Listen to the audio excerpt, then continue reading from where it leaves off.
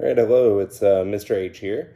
And this week I'm going to talk about some ABA terms. So that's behavior analysis terminology. I'm going to talk about reinforcers and punishment. So this is for week 4 of Purdue University's special education, EDPS 51 500.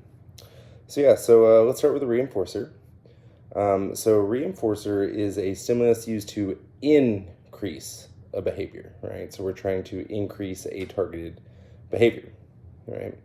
And then a punishment is a consequence to behavior that which we are trying to decrease the occurrence or the likelihood of a behavior. So reinforcers are increasing the behavior, and punishment is targeted to decrease a behavior. So it's a little bit different than what we normally think of, right? So normally when we think of punishment, it has a very negative connotation, right? But in behavior analysis, that's not necessarily what we mean. A punishment is just anything that's designed to decrease the occurrence of behavior. Now, both of those can be either positive or negative, right? And using positive or negative in behavior analysis, we're linking these more to mathematical terms, right? So in positive, we're adding something. Negative, we are taking something away, right? So a positive reinforcer, right? We're giving something. So this would be, for example, if we have a student on a behavior tracker, right? And we say, if you earn 10, gold stars, 10 check marks, whatever the benchmark is on their behavior tracker, then we are going to give them free choice time, right? So that is a positive reinforcer. So we are giving them the reward of the free choice time. So we're adding this reward in hopes of increasing the behavior, which is increasing good behavior, getting those stars on that behavior tracker, right? So then moving on, a negative reinforcer, right? A negative reinforcer would look like, let's say, a student is not interrupting during, let's say, math instruction, right? Like they typically interrupt a lot during math instruction. Maybe they shout out answers. Maybe they, throw pencils, just any way that they could, play games on their calculator if they're using a smart calculator, something like that, right? And we tell them, okay, if they go through all of math block without any interruptions, we are going to remove questions from the homework assignment, right?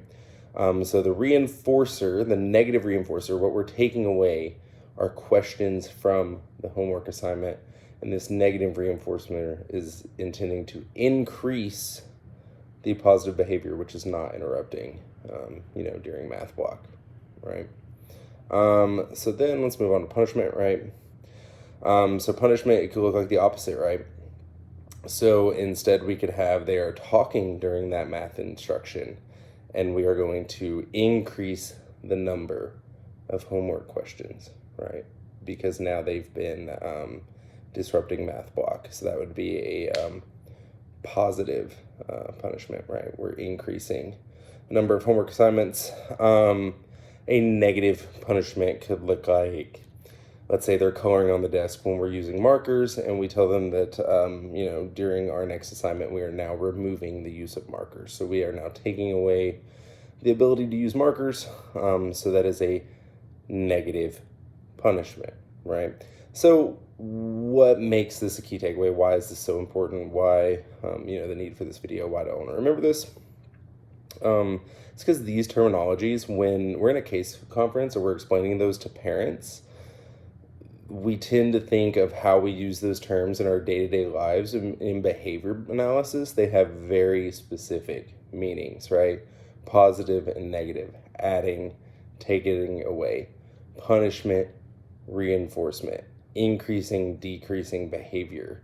A parent hearing those words and maybe not being familiar with that terminology can walk away from a case conference with a very different point of view. If this is not clearly explained, and as we know, we want a case conference, things like that, to be very accessible. We want parents to be involved in the IEP process, or involved in behavior, or whatever the conference may be. It doesn't have to be a case conference. It could be a parent-teacher conference. So if we want to have that level of interaction and trust and respect from the parents, we need to be transparent with our jargon. We need to explain these things. This needs to be an open conversation where we're meeting at the same level. And we do not want our language and our jargon to be a barrier to that. So yeah, thank you for listening.